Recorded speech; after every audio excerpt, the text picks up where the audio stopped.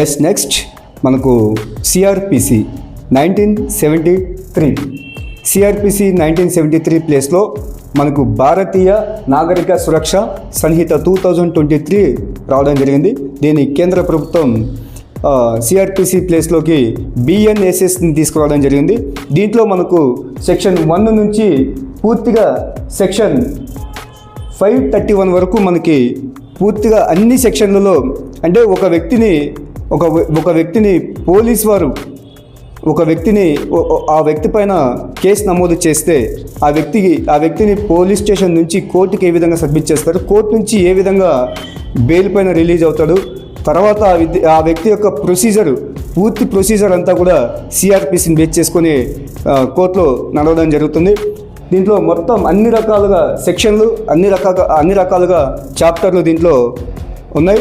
మనం భవిష్యత్తులో ఈ ఒక్కొక్క సెక్షన్ గురించి మనం పూర్తిగా తెలుసుకునే ప్రయత్నం చేద్దాం.